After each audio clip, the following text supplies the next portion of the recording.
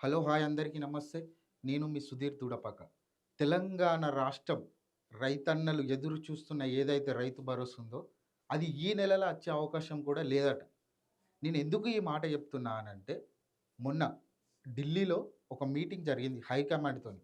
Congress party Delhi high command తోటి ఒక meeting జరిగింది. ఆ మీటింగ్‌కి మన సీఎం రేవంత్ రెడ్డి, మంత్రులు, పీసీసీ అధ్యక్షులు మహేష్ కుమార్ గౌడ్, అలాగే Congress party incharge Meenakshi Nataraj madam, ఇగ కొంతమంది మంత్రులు అందరూ కలిసి ఢిల్లీకెళ్ళిర్రట. ఢిల్లీకెళ్ళిన తర్వాత అక్కడ ఢిల్లీ హైకమాండు మంత్రులతోని మాట్లాడిర్రట, సీఎంతోని మాట్లాడిర్రట, డిప్యూటీ సీఎంతోని మాట్లాడిర్రట, అందరితోని మాట్లాడిర్రట.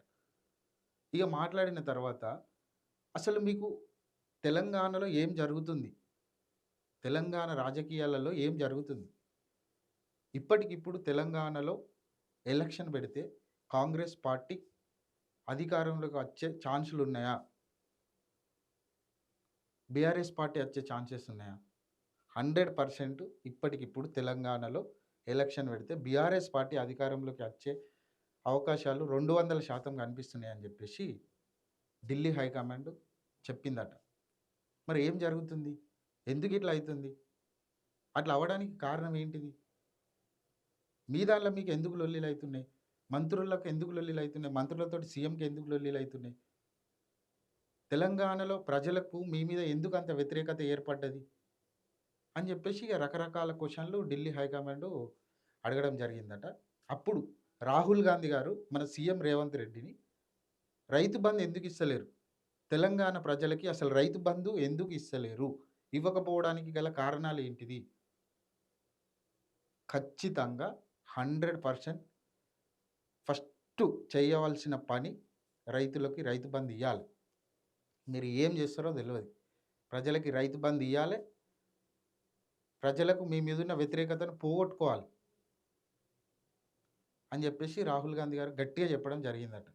సో, ఇక టాపిక్కొస్తే గ్రామాలలో ఎంపీటీసీ, జెడ్పీటీసీ ఎలక్షన్‌లు పెడదామని చెప్పేసి ఒక డిస్కషన్ వచ్చింది. సో, ఎంపీటీసీ, జెడ్పీటీసీ ఎలక్షన్‌లు పెడితే మనం రైతు బంధు ఇచ్చేస్తే ప్రజలు ఎంతో కొంత మనకు ఓట్లేస్తారు. మనం అనుకున్నన్ని స్థానాలలో మనం మళ్ళీ రానియగలుగుతామని చెప్పేసి ఒక ప్లాన్ ఏసిండు మన సీఎం రేవంత్ అన్న. కానీ ఇక్కడ ఒక చిన్న డిస్టర్బెన్స్ ఏమొచ్చిందంటే, ఇప్పుడు 10థ్ క్లాస్, ఇంటర్మీడియేట్ పిల్లల ఎగ్జామ్స్ ఉన్నాయి. ఈ ఎగ్జామ్స్ జరుగుతున్న డిస్టర్బెన్స్‌లో ఎలక్షన్ పెడితే కరెక్ట్ గాదు. అదంతా గందరగోళంగా ఉంటది అని జెప్పేసి ఒక ఒక నిర్ణయానికొచ్చిండట. ఏంది అనంటే, ఇప్పుడు మనం రైతు బంధు ఇస్తే, మనం మళ్ళా మార్చి‌లో, ఏప్రిల్‌లో ఎలక్షన్ పెడితే జనాలు మర్చిపోతారు. కాబట్టి మనం ఎలక్షన్ ఎప్పుడైతే పెడతామో, ఒక నెల ముందియ్యాలి. అప్పుడు ప్రజలు మనల్ని గుర్తుపెట్టుకుంటారు అని జెప్పేసి కొంతమంది మంత్రులతోని డిస్కషన్ చేసిండట. సో, నేను ఒక్కటే చెప్పాలనుకుంటున్నా.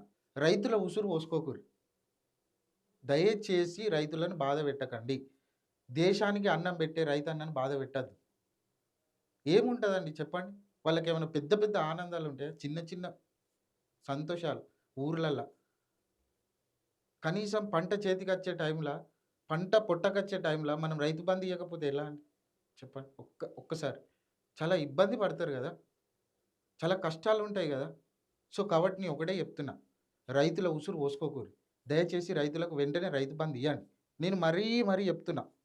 తెలంగాణ ప్రజలు కేసీఆర్ పని చేయడు, కేసీఆర్ సెట్ గాడు, కేసీఆర్ అన్‌ఫిట్, కేసీఆర్ తెలంగాణకే అన్‌ఫిట్ అని చెప్పేసి పక్కన పెట్టి మిమ్మల్ని నమ్మి మిమ్మల్ని సీఎంని చేసిర్రు తెలంగాణ రాష్ట్రానికి. సో, కాబట్టి జనాలల్లకి ఎళ్ళండి. తెలుసుకోండి. సమస్యలేంటియో తెలుసుకోర్రి. మంచి పనులు చేయుర్రి. మీరు మంచిగా చేస్తే మంచిగుంటే మళ్ళా నెక్స్ట్ 5 సంవత్సరాలు గూడా మిమ్మల్నే సీఎం చేస్తారు గదా! అదెందుకు ఆలోచిస్తలేరు మీరు? ఏదో ఇప్పుడు దెబ్బ తాకిందా ఇప్పుడు దులిపేసుకున్నాం అన్నట్టు గాదు గదా! జనాలల్ల పోవాలి గదా! తెలుసుకోవాలి గదా! ఇస్తామన్న హామీలు ఇవ్వాలి గదా! సరే పైసలు ఎల్లుతలేవు. అయితలేదు. గవర్నమెంట్ ఎంప్లాయీస్‌కి జీతాలు, మెయింటెనెన్సు అన్నీ జేత్తార్రు అయితలేదు. కానీ ఒక్క పంట కాకపోతే ఒక్క పంట కన్నా ఇయ్యవా? సో, కాబట్టి చెప్తున్నా మంచి పనులు చేయుర్రి రేవంత్ అన్న. జనాలల్లకెళ్ళండి. మంచి పనులు చేయండి. జనం మధ్యలో ఉండండి. జనానికి ఒక నమ్మకం తెప్పియండి. జనానికి ఒక అండగా నిలబడండి. తెలంగాణకి మళ్ళా మీరు సీఎం కావాలని చెప్పేసి నేను మనస్ఫూర్తిగా కోరుకుంటా. కానీ రైతన్నలని ఇబ్బంది పెట్టకండి. రైతుల కంట్లకెళ్ళి నీరు గారనివ్వకండి. దీని మీద కూడా మీరు అందరూ కామెంట్ చేయండి. ఈ వీడియో అందరికి షేర్ చేయండి. Thank you.